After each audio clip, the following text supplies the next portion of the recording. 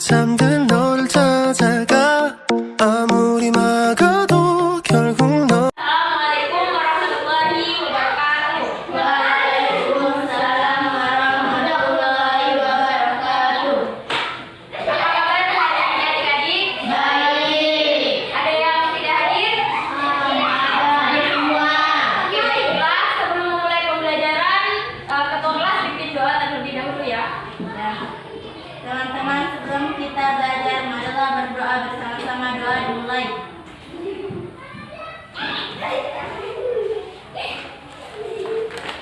Berdoa selesai. Nah, sebelum itu saya absen terlebih dulu ya. Aira, Jihan, Ida, Ririn, Hadir. Siti. Hari ini kita akan belajar tentang teks eksposisi.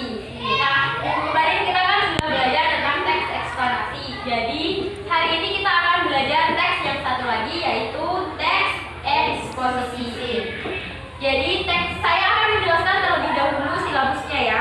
Nah, hari ini kita akan belajar tentang kompetensi dasar 3.5, yaitu mengidentifikasi informasi yang ada di dalam teks eksposisi. Adik-adik ada yang tahu apa itu teks eksposisi? Teks eksposisi berisi informasi. Yang lain? Ya, Siti? Teks eksposisi menjelaskan peristiwa yang berdasarkan fakta. Nah, benar apa yang dikatakan oleh Ririn dan Siti tadi, bahwa teks eksposisi itu berisi tentang teks yang memberikan gambaran informasi berdasarkan fakta yang dijelaskan secara detail dan jelas.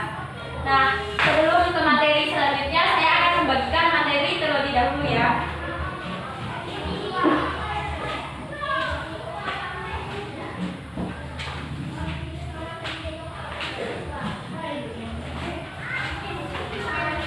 Nah, karena kita tadi sudah belajar tentang pengertian teks eksposisi, ada yang bisa mengulang kembali apa itu teks eksposisi?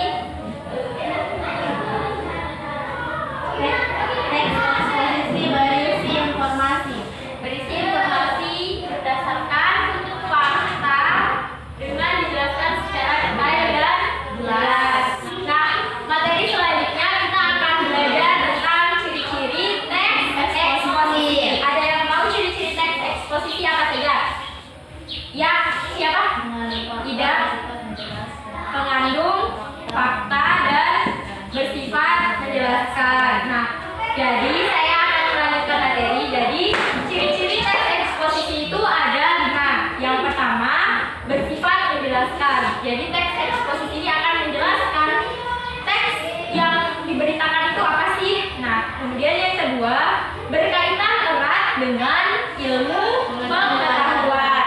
Yang ketiga, cara penyampaiannya dengan bahasa yang baku. Yang keempat, mengandung fakta. Dan yang kelima, bersifat netral. Nah, itu merupakan ciri-ciri teks eksposisi.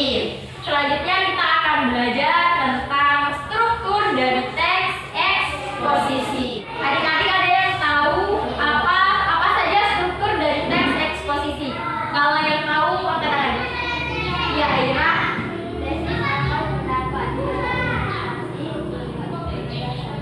Nah, benar apa yang dikatakan Aira. Jadi, struktur teks eksposisi itu ada 3 ya. Yang pertama, tesis atau pendapat. Terus yang kedua ada argumentasi.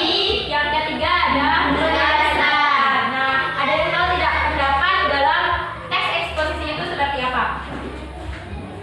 Nah, jadi pendapat atau tesis dalam teks eksposisi itu menjelaskan tentang gagasan atau informasi yang ada di dalam teks eksposisi itu. Kemudian yang kedua, ada yang tahu apa itu argumentasi?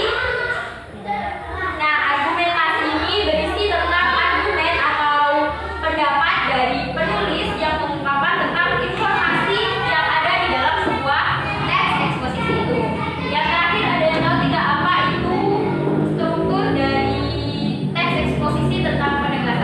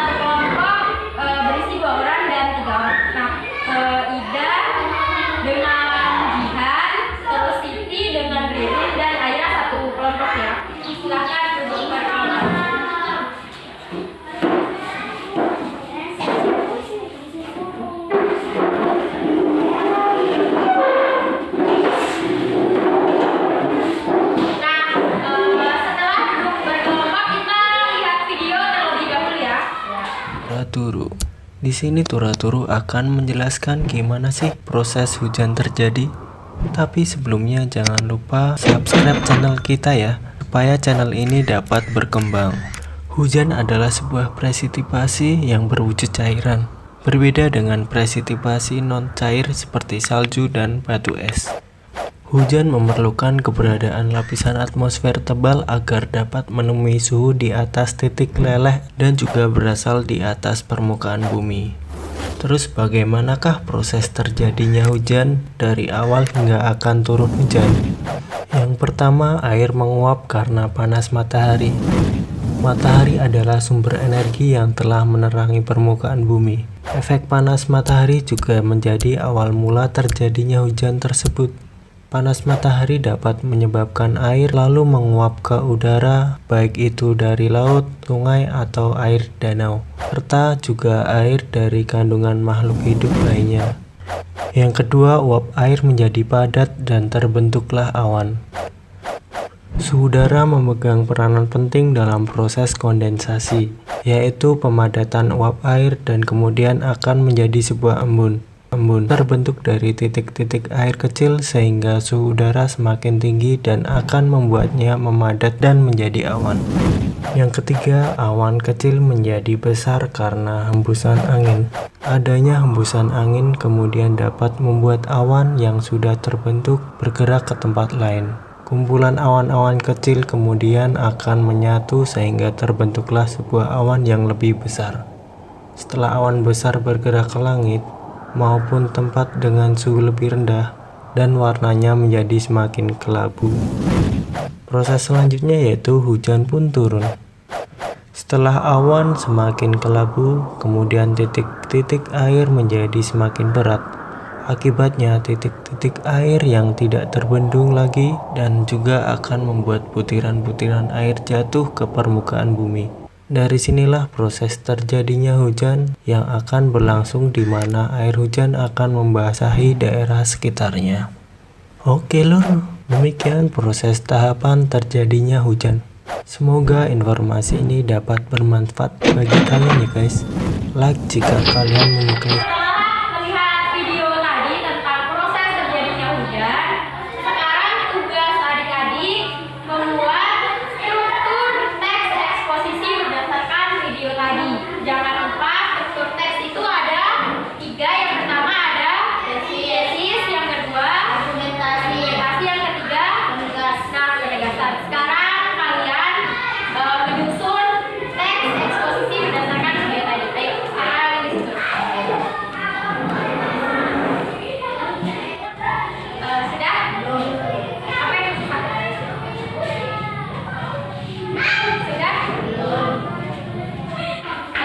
Ini yang sudah? Yang ini sudah? Sudah. Oke, yang sudah, siapa yang berani maju ke depan untuk mengungkapkan susunan teks yang sudah disusun? Oke, ayo maju di depan.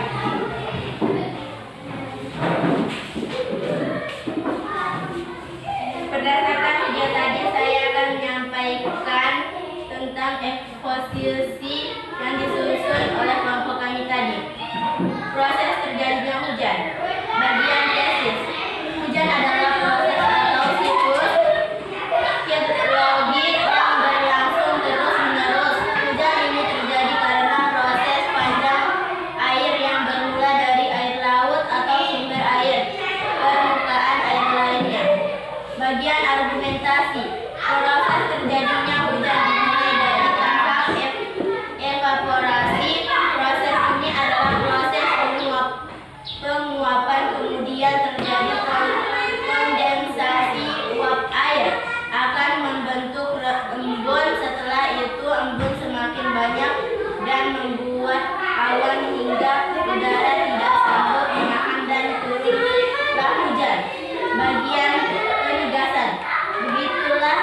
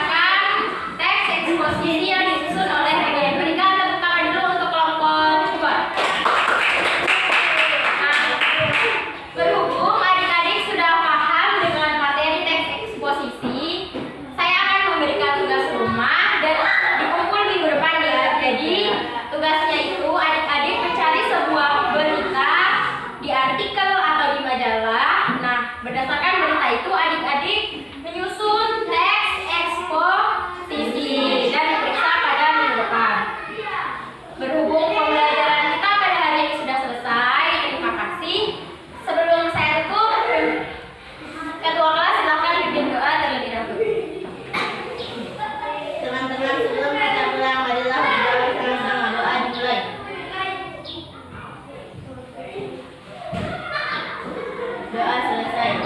Nah, terima kasih untuk pembelajaran hari ini ya.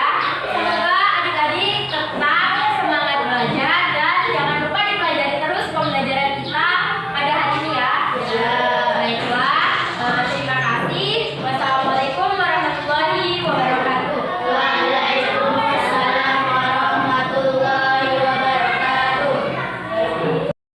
멈춘 시간 속 잠들